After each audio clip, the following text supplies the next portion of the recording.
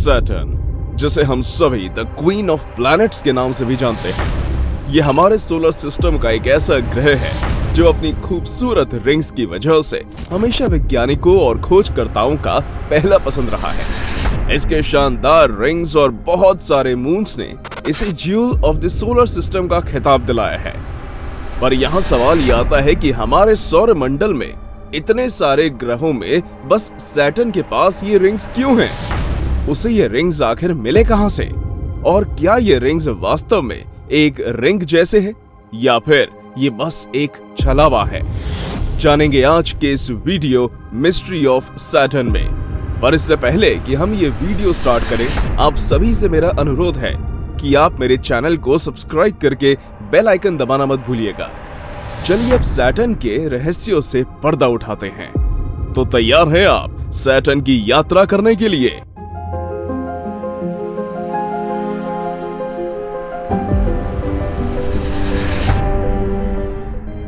दोस्तों, सैटर्न हमारे सौर मंडल में छठे नंबर पर आने वाला प्लैनेट है, जिसे जुपिटर के बाद सौर मंडल का दूसरा सबसे बड़ा ग्रह माना जाता है।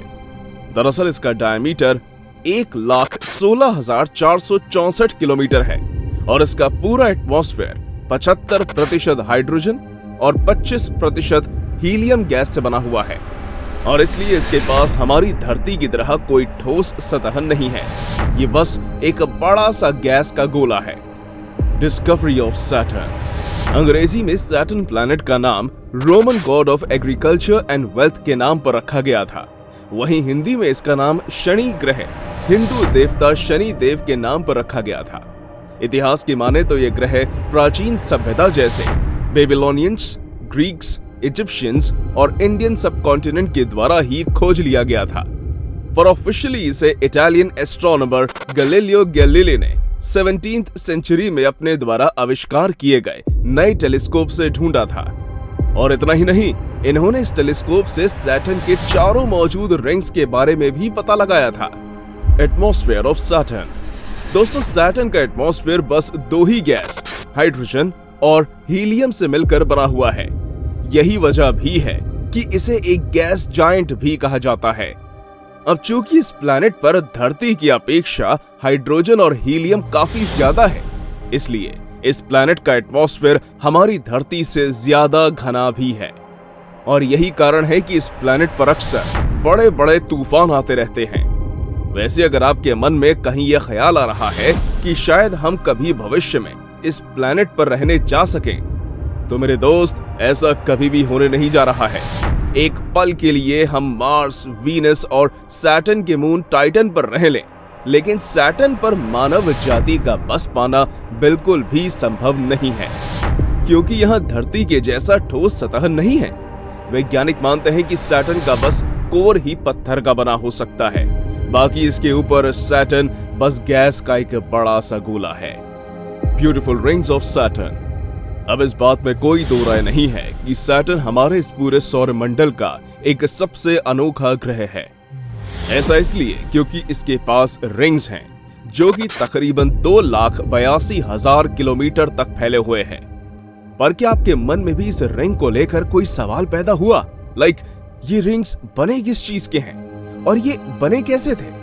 आइए इसका जवाब ढूंढते हैं। दरअसल आप जो ये रिंग्स देखते हैं, इसे जब आप जूम करके देखेंगे तो आपको पता लगेगा कि ये रिंग्स कुछ और नहीं बल्कि छोटे से लेकर बड़े आकार के पत्थर हैं, जो कि सैटर्न की लगातार चक्कर लगाते रहते हैं।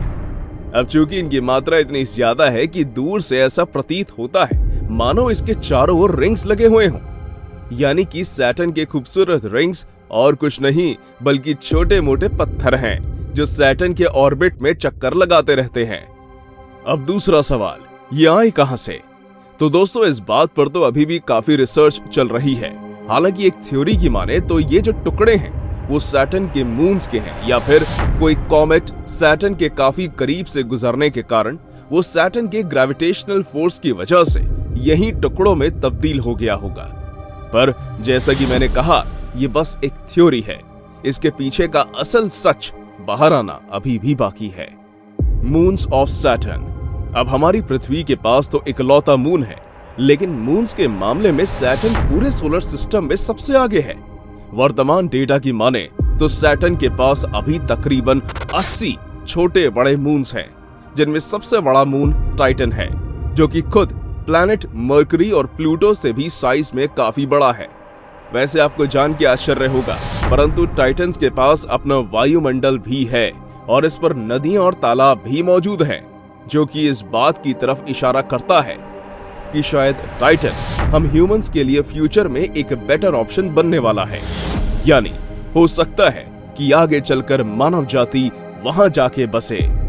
अंत में हम सभी ये कह सकते हैं कि सैटर्न वाकई में एक अद्भुत ग्रह है, जिसके बारे में अभी काफी कुछ जानना हमारे लिए बाकी है। वैसे समय के साथ साथ जैसे जैसे टेक्नोलॉजी का विकास हो रहा है, वैसे वैसे सैटर्न के कई रहस्यों से पर्दा उठने लगा है। और हमें ये उम्मीद भी है कि आने वाले समय में जैसे जैसे सैटर्न मिशंस में बढ़ोतरी होगी, इसके सतह और इसके रिंग्स फॉर्मेशन की गुत्थी भी सुलझती हुई नजर आएगी।